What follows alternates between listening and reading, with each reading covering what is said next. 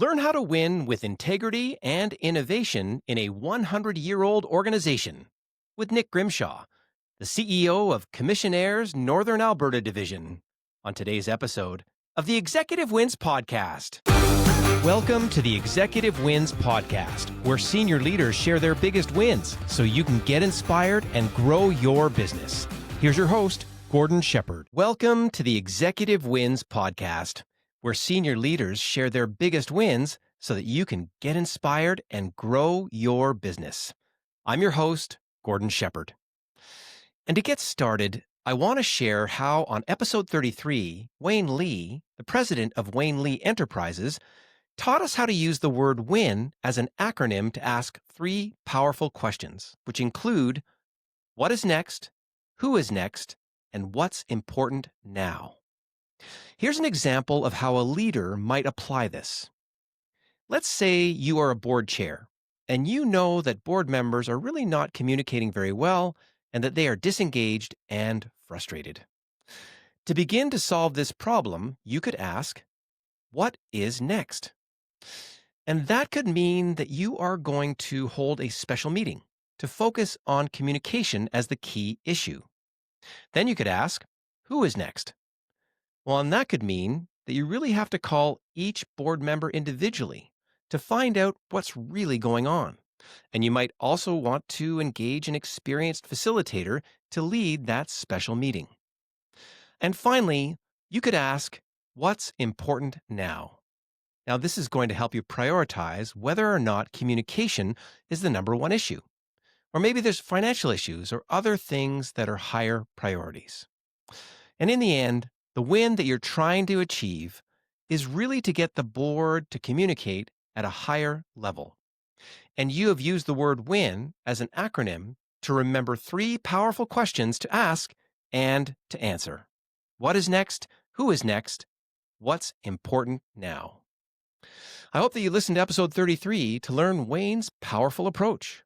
And I also recommend that you listen to all of the episodes in our back catalog, because every leader who has appeared on this show offers wisdom that will really inspire you and help you to grow your business. I also want to let you know that the Executive Wins Podcast is the winner of the 2025 Best New Podcast Award in the Quill Podcasting Awards. It's a recognition that I am very proud of, and it's also a contributing factor in helping the Executive Wins Podcast pass more than 18,000 views on YouTube and more than 13,000 minutes of watch time, along with having over 1,000 downloads on Apple Podcasts, Spotify, and wherever you listen. Insightful leaders sharing their biggest wins so that you can learn and grow your business. That's what you get on the Executive Wins Podcast. On today's episode, you'll learn how to win with integrity and innovation in a 100-year-old organization with Nick Grimshaw, the CEO of Commissionaires Northern Alberta Division. I also want to let you know that today's episode is brought to you by our exclusive workshop called How Senior Leaders Can Get More Wins and Grow Their Organizations. In this high-impact workshop, leadership teams learn how to reverse engineer past wins using a proven 5-step system called the Anatomy of a Win to help them understand the strategy, work plan, people, operations, and results behind past wins. Once they master the system, then they can apply it to get more wins in the future. During this session, leaders will also learn how to make a wins list, as well as find new ways to authentically celebrate with their teams. I'll be your instructor, bringing 25 plus years of experience and a proven system that you can learn to grow the overall results in your business. It's available in half-day, full-day, and customizable formats, and it's really good for team building and corporate retreats. So if you are a leader who really wants to grow yourself, your team, and your business, then visit executivewins.com/workshops to learn more. And now on to today's show. We are lucky to be joined by Nick Grimshaw, the CEO of Commissionaires Northern Alberta Division. a diverse nonprofit organization that provides best-in-class security solutions. You can learn about their work at commissionaires.ab.ca. That's commissionaires.ab.ca. On this episode, you'll find out why the Commissionaires have been so successful over the last 100 years, along with hearing about the initiatives that they are taking to move successfully into the future. Like diversifying their workforce, offering flexible work options, and being a high-integrity employer of choice that attracts the type of people who really want to serve their communities at a higher level. You'll also hear how Nick and his team are innovating by building new lines of business and taking real action on key issues like reconciliation. It's an important episode for all leaders who want to build strong, adaptive organizations that are well positioned to succeed in the next 100 years. I also want to remind you that this interview follows a specific format that I created called The Anatomy of a Win to help you learn the strategy, work plan, people, operations, and results behind every business win that you hear on this show. I really do hope that you can use this approach to reach your next business milestone. And now here's Nick Grimshaw with his executive win. Nick, welcome to the show. Thank you. Thank you for having me, Gord. Well, it's really great to have you here for so many reasons. One, the depth of work that you've done in the military and out of the military, in government, in so many different roles that you've done throughout the years. But the bigger thing that has struck me since meeting you is that you can tell that you've met that with high integrity at every step of the way, including the current leadership role that you're in now. That's very, very clear, certainly to me, having spent a bit of time with you before the interview. But, you know, there's a lot of people that haven't met you. So if you were at a sort of a party or a fun thing and you had to introduce yourself, what would you say? Sure. So my name is Nick Grimshaw. I'm the CEO for the Commissionaires Northern Alberta Division based here in Edmonton. We are one of 15 not-for-profit divisions within the Corps of Commissionaires, which is a federal organization, been around for 100 years. We're celebrating our 100th anniversary. And so I'm the CEO for this division. And prior to my time here, I spent about 28 years in the military as an officer, an infantry officer with the Princess Patricia's Canadian Light Infantry, and served for about 28 years. And then after that, decided to do something different. And I continued to serve in a different capacity, about 5.5 years with the provincial government here in Alberta in a variety of roles in emergency management, as well as my last role was looking after the provincial wildfire program. So, yeah, it's been a busy ride, but I'm very happy to be here with this group, the Corps of Commissionaires. What a lucky thing for us, in a sense, that you put in your reps to develop your leadership skills, right? You put in 28 years in the military, you rise up in those ranks, that gives you a set of skills.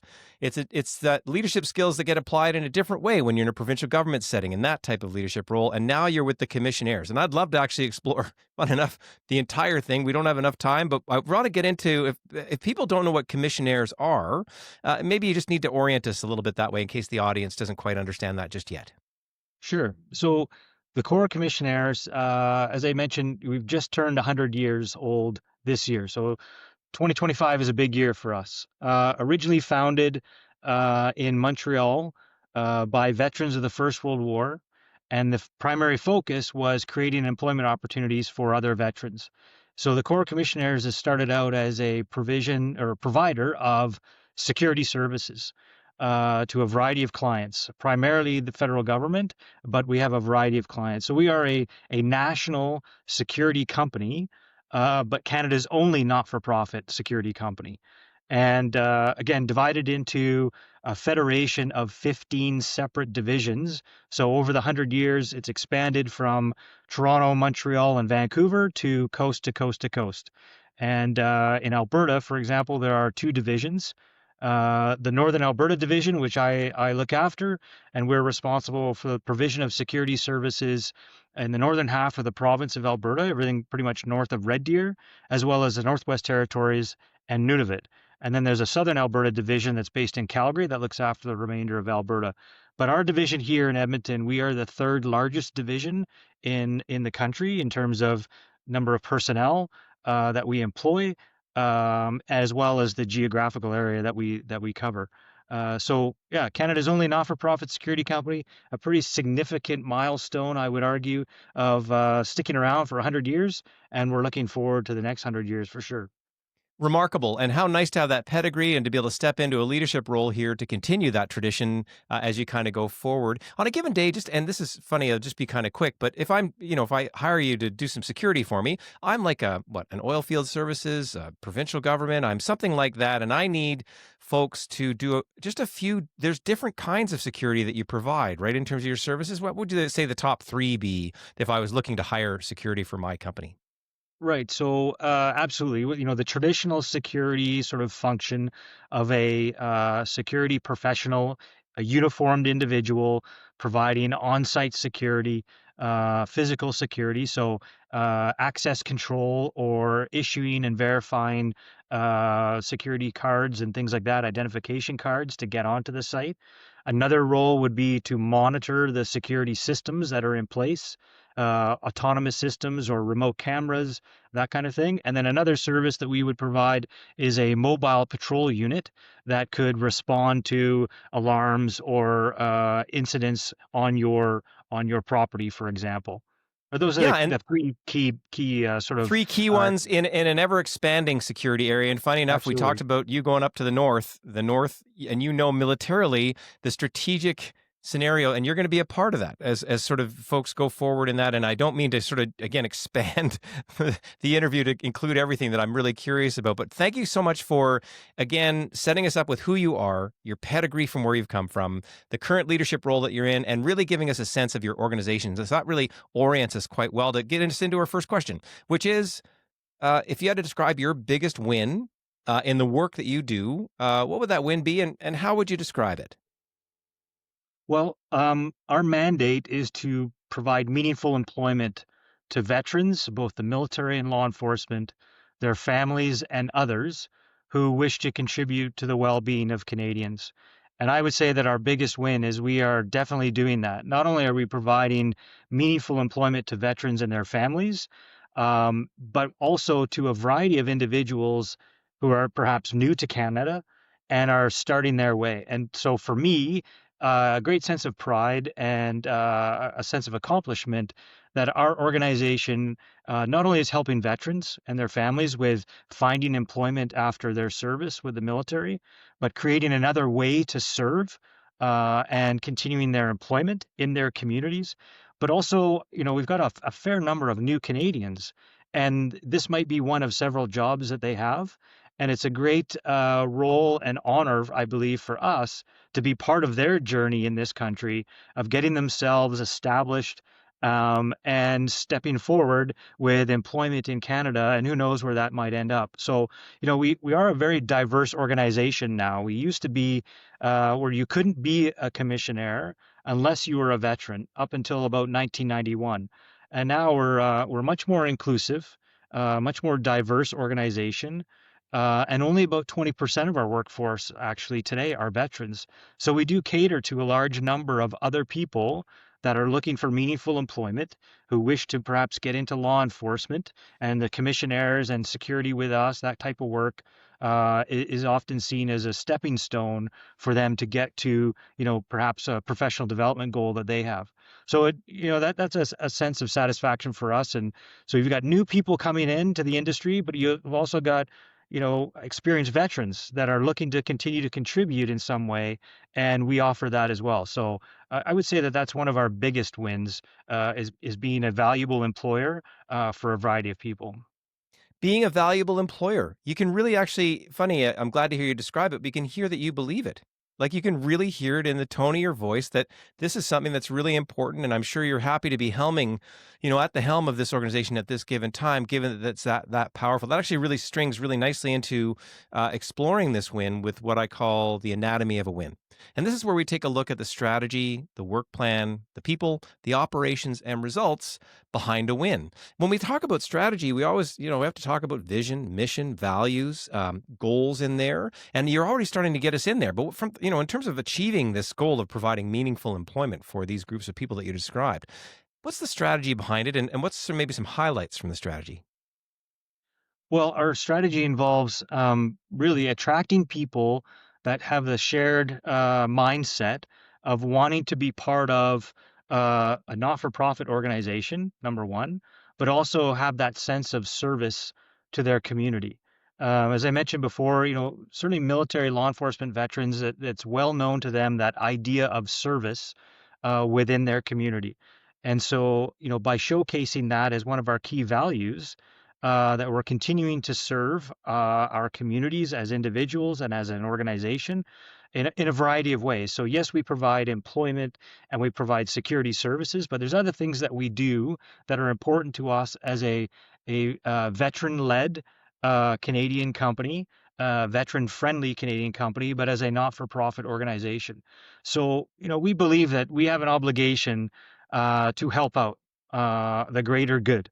And we have the agency, and we're fortunate that we have the resources that we can do that with a solid foundation that exists here. And so contributing to other organizations that are also supporting veterans, for example, Homes for Heroes, Veterans House Canada, a Veterans Association Food Bank, Valor Place, the Military Family Resource Centers, as well as other community organizations such as the Mustard Seed, other food banks, and a variety of different community organizations. We have an opportunity to give back and support those very, very important organizations. And there's a lot of need out there. And so, yes, we're providing employment. Yes, we're providing very, very professional, robust security services to our clients, a variety of clients.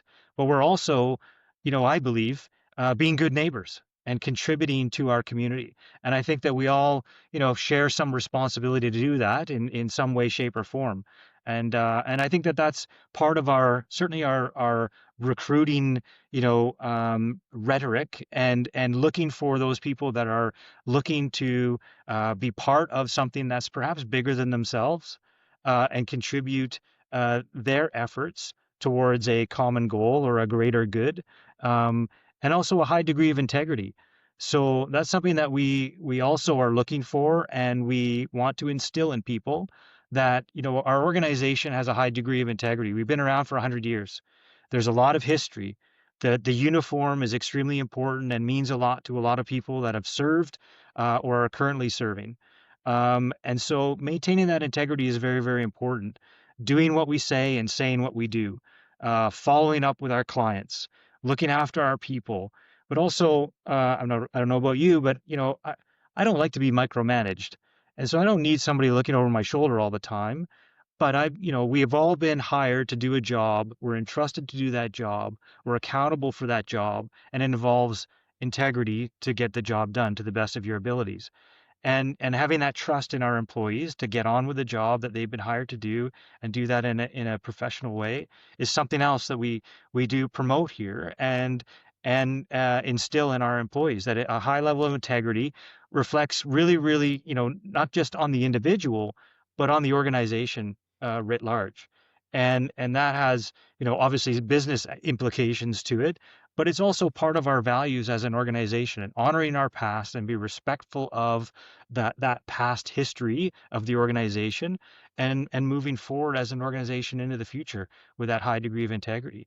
And so that's another aspect. So service, integrity, those kinds of values that resonate not only with veterans, but other people that are looking for, perhaps the culture of the organization that's also attractive, is something else that we've noticed. And people, we ask them, you could have gone anywhere if you're interested in getting into the security services. Why did you come to the commissionaires? And many of them say, because, it's a professional organization. You treat people with respect, you treat people with integrity. You've got a great history, and we want to be a part of that. And so that's extremely rewarding to hear from a number of people coming through our door, and then they stay with us for quite some time as well. So that's a great win as far as I'm concerned. Wonderful. You are walking the talk. The integrity piece that I said had the spidey sense on there early is obviously very clear, but not just you. You stepped into an organization that's been doing it for 100 years, right? And that's remarkable to have that continuity. So as a leader, you're not having to reinvent the wheel necessarily when you step into your leadership role at this stage. You get a chance to step in and enhance, in a sense, something that's been there for a long, long time. Good neighbors. Wow. How wonderful to say, not only do we have our strategy for our employment recruitment, the type of work setting that we want to have for our workers having it, but we're part of a community here. And with your lived experience, how important that is to give a hand up to the next guy, in a sense, no matter which organization you're supporting, because the need is so great to support veterans, but now all kinds of people that you would be supporting and having an impact on. Wow, that is just so inspiring to hear. Again, someone that's living it. It's a tough thing to put that together, and to put it together for a long time and really live it to where it actually becomes an attraction and retention opportunity. There are many organizations that could learn from, if they just stopped right there in the podcast. There's a lot of organizations that can learn from this very moment, and a lot of leaders that could take a lot from it. Wow, that's great to hear about the highlights from your strategy. Anytime we have a strategy, we need a work plan. We need to be able to put that strategy into action. So there's sort of, this idea that you are providing meaningful employment.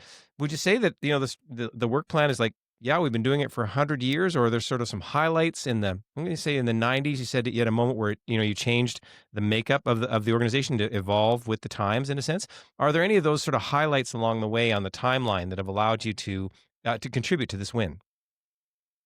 Yeah, absolutely. There's been some things that have occurred naturally, I think, in our society.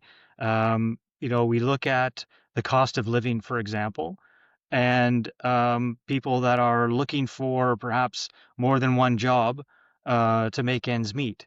And so, being able to be sensitive to that and aware of their needs and being flexible. And so that's something that I think that this organization has evolved gradually over the past decade or so to be much more flexible. And there's still room to grow and improve in that case. I'll be the first to admit it. But the modern veteran may not be looking for full-time work. He or she, they may be looking for contract work or seasonal work, depending on what they're looking for and how long they've served, perhaps, as well. Or others that are, as I mentioned, perhaps looking to become a member of a law enforcement organization, but want to get some experience. So coming and joining us for a while, get that experience in the security industry, perhaps become a certified peace officer, work alongside law enforcement, and get that experience, and then be that much more successful in their application to join law enforcement. And that's another, opportunity that people have by joining the commissionaires. And so being cognizant of that flexibility, I think people in the workplace now are looking for flexibility in a lot of different ways. And expecting people to stay with an organization for 20 years, that's fairly uncommon nowadays, I would suggest. And so we have to change our mindset a little bit of being flexible and catering to people's needs. And I think we've been quite successful in doing that recently with some of the opportunities that we have, and also exposing the opportunities that exist in the commissioners with military members who are serving as reservists, so part-time military staff who bring a tremendous amount of qualities and experience and capabilities to any organization, but allowing us that flexibility where we can share their or cater to their commitments with the military, and then provide meaningful employment as well when they're not deployed or they're not fulfilling their military commitments, as an example. Um, and then we've got people that are putting themselves through school at the same time and looking for a part-time job. And so a variety of different, I think, requirements or goals or needs of our employees is really important as well. And then we've got a large preponderance of our staff working in the Edmonton area, but we also got people working in other remote locations or a variety of remote locations across the province, Northwest Territories, and Nunavut. And so we've got as well family members of commissionaires or serving members, for example, in Cold Lake, Alberta, or there's a large Air Force base. There are family members of serving members of the military that are working with us. And being able to, be part of that community is really, really important.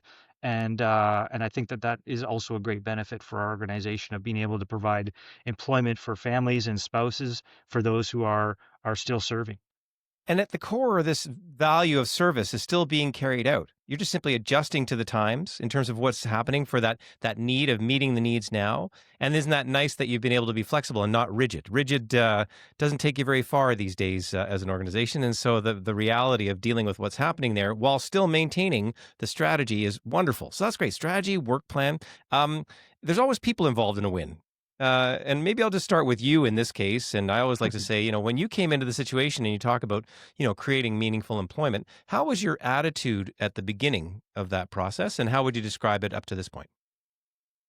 I was very open to learning when I came in and try to gain an appreciation for, where have we come from?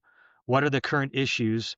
And what does the future look like? And having, relatively recently left the military and the changes that were taking place in the military, where diversity, equity, and inclusion is featuring more and more prominently, and the changing nature of veterans and their expectations. So wrapping my head around all of that, because there is a danger of just accepting the status quo, because the status quo is easy. We'll just carry on, and hope for the best.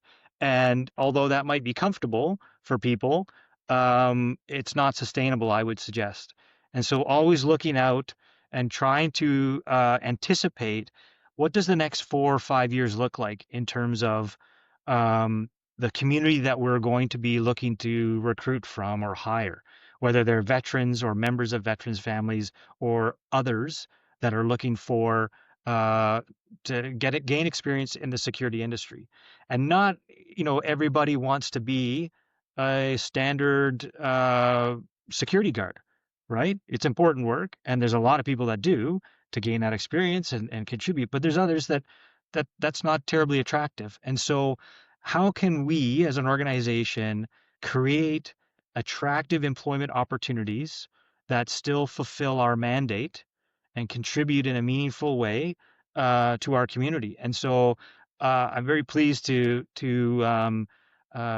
expose, I guess, our latest project and talk about our latest project of branching out. We are a not-for-profit organization, but we have now established a separate for-profit group of companies that is investing in another opportunity to contribute towards our community and the public safety of our community. So we are embarking on a project right now to build and operate a public safety training facility in the Edmonton region that will be primarily used for law enforcement agencies and public safety agencies, so they can train in a secure location and a variety of different things that they need to do, whether it's first aid training or pressure point control tactics, or what we would call unarmed combat in the military, using other forms of simulation training, virtual reality, but also running a weapons range, a live fire weapons range, because we have access to a group of veterans who have the skill set to be able to, and the experience to be able to run and operate a facility like that, and then contribute and allow and encourage law enforcement organizations to train in a safe environment with at our facility. And I think that that's another branch that, the Corps of Commissionaires in the next 100 years, we can evolve into an organization that is providing training support, institutional support to law enforcement organizations, public safety organizations, and perhaps the military as well. So that's an exciting project that we're embarking upon right now. It's early days, but I was just at the site today, looking at the construction that's underway, and we're really looking forward to cutting the ribbon on this thing in the next 18 months or so. Thank you so much for being the type of leader who doesn't accept the status quo. Right? Because then good things can happen. You said, I've stayed open. I'm not just going to sort of roll along with this. It might be easy to park in one of these senior leadership roles, right? Where you park it and kind of just get by. But that doesn't speak to that next 100 years that you're supporting with your own attitude for growth, opportunities, and innovation in the space, which all organizations need to be thinking about all the time. That's really lucky to hear. I just need to catch up and just say, if we think about the 100 years, there might have been the founders in a sense. If we talk about 100 years ago, any other kind of key people, just briefly, any other key people that have been an influence on this win over the years? Or is it really just the collective of everybody that's kind of pulled it together? For the federation writ Yeah, large. for the whole thing, any because if the win is meaningful employment and now innovative meaningful employment, which is where you're headed, any other Yeah. key sort of drivers maybe right now, or is it just impossible to name all the names that we would take? Well, there's been, yeah, thousands of people that have contributed to the commissionaires over the 100 years.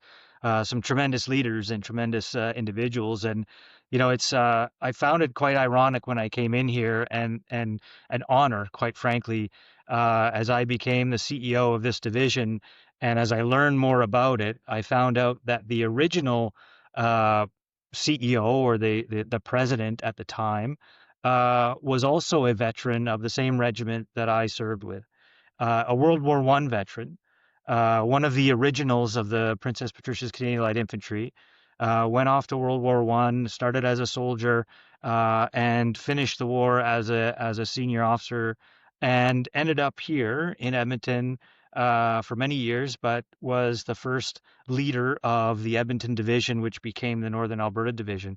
And so, that direct, or one would say indirect, sort of relationship with one of the originals of the commissionaires, as well as an original member of the regiment that I served in.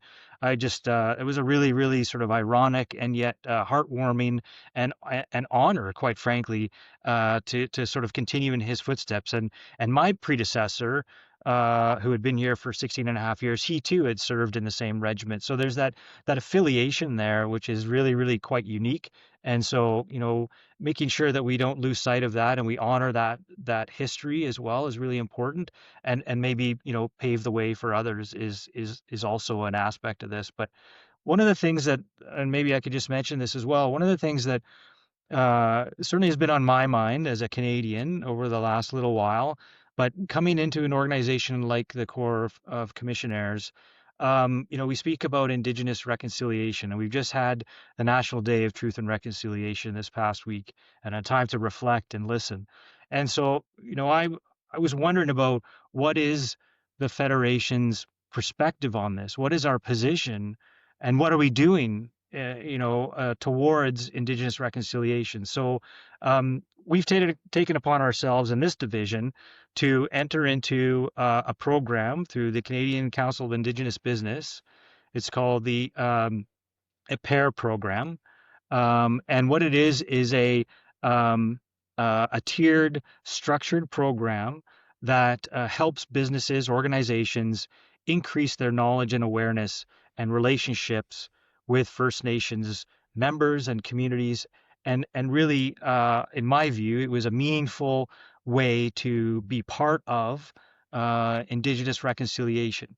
And so we're embarking upon this. We're in our first year of, and we've received confirmation that we are at the committed stage of the pair certification. We hope to attain bronze in a few years. But it's as I said, a structured program that has some very clear deliverables. And so it's not just tokenism. It's not, slap a sticker on the door and declare that you're, a support of Indigenous issues. This is actually meaningful activity, and it requires effort. And so we have had all of our headquarters staff here complete the 4 seasons of reconciliation training, which is phenomenal, and I would recommend it to anyone, as a way of increasing our awareness and knowledge as a first step.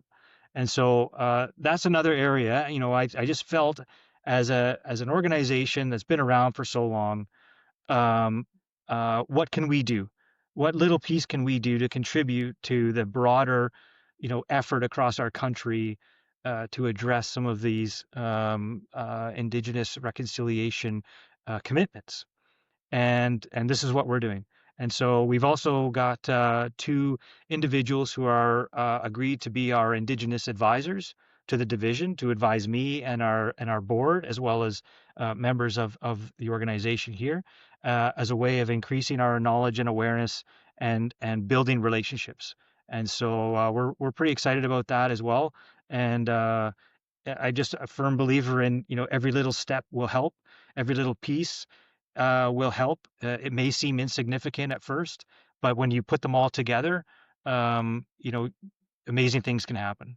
And this is why you can provide meaningful employment. Like this onion's got a lot of layers on it, and you're adding layers all the time. Your onion's getting bigger. This is so good. And how nice that you have the proactivity to innovate with, let's set up a for-profit entity that supports the people that we need to support. Let's support other organizations by being good neighbors. I've heard that as well. Let's put meaningful work into Indigenous relations, which actually benefits a few things. One, it holds up your values and integrity and those types of things, but it also speaks to the workforce realities, too, of people that might be then attracted to your organization, which then becomes an attraction and retention tool as a leader. So it's so neat to see that it's hitting in so many different ways. Wow, just congratulations on these initiatives. Is so good. So we talked about the strategy, the work plan, the people, and then you named a couple special programs around innovation and what you're doing in the Indigenous area.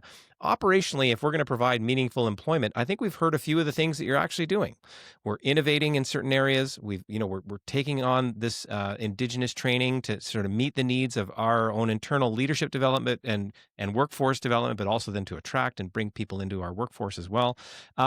Anything else operationally, like if you're going to pull this off, and maybe just one highlight operationally that kind of makes it good? Like, is it an onboarding process? Is it something in the work culture that you're doing consciously? Is it policies, procedures? What's an operational, just maybe one highlight that allows you to do the meaningful employment well? Yeah, so I'm thinking of a variety of different things, and a lot of it comes down to relationships. And in my experience in the military, working in a place like Afghanistan with counterinsurgency operations, there's this concept of an ink spot theory, where you drop a signature of people there, start to gain a foothold, and then gradually build out from there is the theory. And so, I think that has some merit to it in what we're doing. We're demonstrate that, hey, we can do this and start small, and then you never know where that will eventually lead to. As we, if you build it, they will come. We start in northern Alberta in the Edmonton region. There's tremendous potential here, and I'm thinking of our public safety training center, for example. We start here, prove the concept, and then build upon that and demonstrate that, yes, the commissionaires we've been providing a variety of security services for 100 years, but here's something else that we're now doing and can do extremely well. And so that sort of ink spot theory of spreading it across certainly the province, Western Canada, and who knows where it will go from there is the idea. And really about building those relationships. I mean, also we talk about non-core policing services. So it's no secret in our country and across probably North America, I would suggest, law enforcement agencies, like the military, they simply don't have enough resources to meet the demand. They don't have enough people. Uh, there may be people who are injured and are recovering, and therefore they're not working front line. And so everybody's challenged with do we have enough resources? And so non-core policing functions, maybe you don't need a uniformed officer with fully kitted out, fully trained with a gun on their hip to do that kind of work. Maybe other organizations like the commissionaires could fill some of those functions, like running a training center, for example, is kind of where we're going. And we've had some success. We're very proud to say that we've had some success again here in Edmonton with former law enforcement officers who are still looking to contribute in a meaningful way that we have employed and are now working back with law enforcement organizations, helping out in a variety of different ways to fill those gaps that exist. And so there is a tendency to look at the commissionaires as, oh, it's military veterans and they're all working on the military garrisons, but there is so much more to that. And the law enforcement personnel who have retired but still want to contribute and are, still current to a large degree. Uh, Again, going back to what we talked about earlier, creating those flexible employment opportunities for people. Maybe they only want to work part-time. Maybe they only want to work a certain amount of months a year. Um, and that's fine because it's a win for us and it's a win for them and it's a win for the client.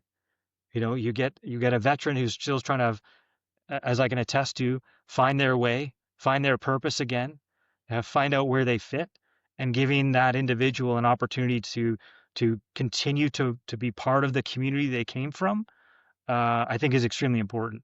And we are very well suited to provide those opportunities, I would suggest. I can hear the relationship part is needed, but the combined thinking is what helps to operationalize this win as we kind of go forward. That's really, I can hear so many different aspects of it. And thank you so much for giving us a touch point around how you're actually pulling that off. Strategy, work plan, people, operations. Finally, there's results, quantitative results and qualitative results. Quantitatively, if I heard north of 2,000 folks working for your organization, is it something like that? Like, you know what I mean? There's Yep. number of people, whatever, number of companies. I don't know which quantitative ones you want to talk about, and you can just pick, and then qualitative ones as well. But any results-wise, quantitative and qualitative highlights, what would they be? Yeah, I think certainly, our numbers, the number of personnel that we have has been increasing. So we're around 2,000. So we're very proud of that, and there's opportunity to continue to grow, absolutely. And we're continuing to seek those opportunities and further diversify our group of clients. So it's not just all federal government. It's not, exclusively municipal or provincial government. There's commercial clients in there as well, as I said, across Northern Alberta, Northwest Territories, and Nunavut. And so, yes, there is growth there. In terms of the qualitative, when clients come to us and say, we would like to continue contracting your services, we're not going to go out to an RFP open bid process because we like what we have. We are comfortable with that relationship. We admire the relationship, or we benefit equally from that relationship, and therefore we want to continue. Is one of those sort of intangible things I would suggest. And then it's kind of rewarding when I meet with new employees and ask them, so why did you join Commissionaires? Why did you apply to join us?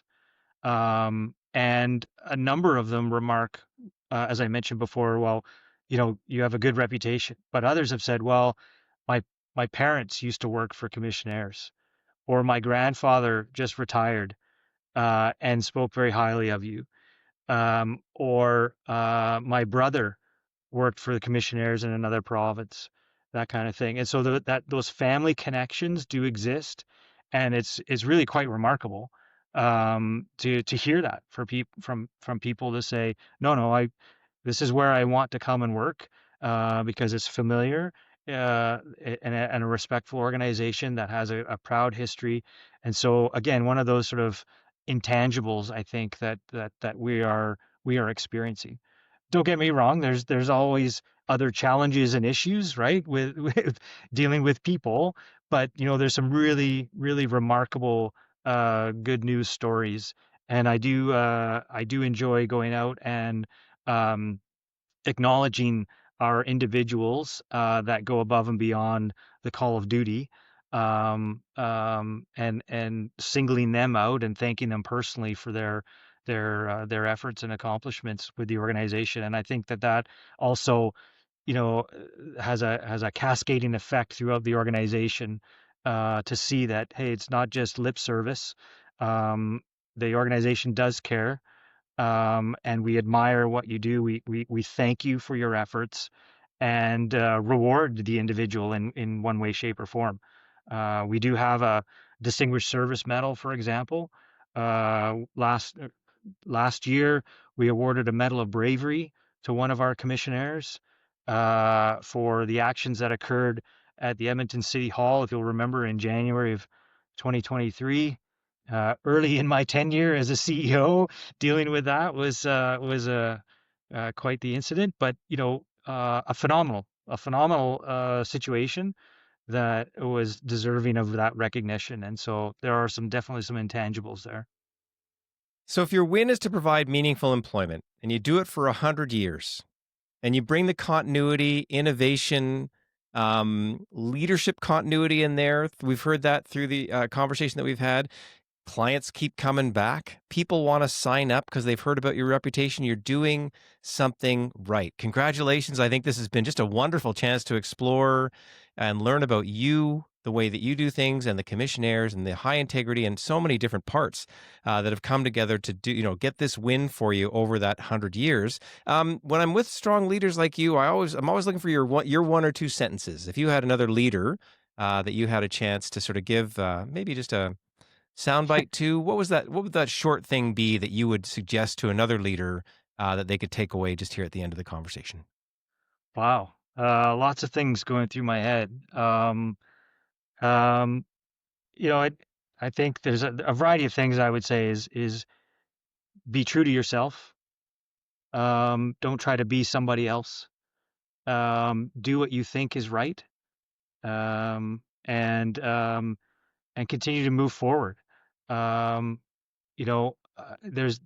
I mentioned, there's a danger of, and it's very easy to sit back and enjoy the ride and the status quo because it's comfortable for a lot of people. But I do believe that we as an organization, but also as the CEO, we have an opportunity to lead, to lean into things and make a difference, whether it's make a difference in one or two individuals in whatever, however long you're in that role. But if you can make a difference in people and their lives by providing that employment or providing an opportunity for someone and leave the place better than when you found it, I think that is successful. And so, people point fingers a lot in our society today about what coulda, shoulda, would have happened, and what expect other organizations to step up to the plate. Well, I firmly believe that we all have an opportunity to step up to the plate. And so, as leaders, you're entrusted to do your job, and part of that is to move the organization forward and help the people within it. And so, I know that's a long-winded question or answer to your question, but be true to yourself. Do what you feel is right for the organization, and keep moving forward.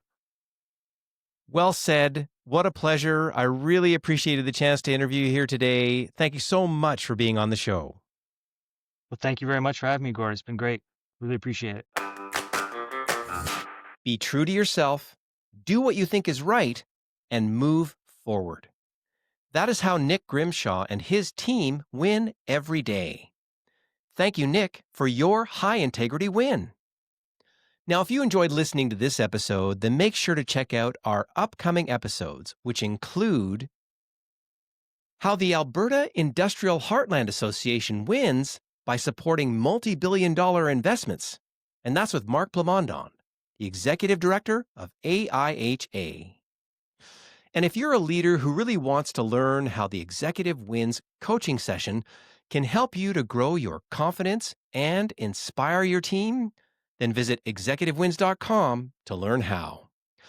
You can also subscribe to the Executive Wins newsletter to stay up to date on the podcast, live events, education opportunities, and more. Visit executivewins.com/newsletter to sign up. And if you enjoyed today's episode, be sure to rate, review, and subscribe, and share it with a fellow leader. And don't forget to check out our resources and links in the show notes.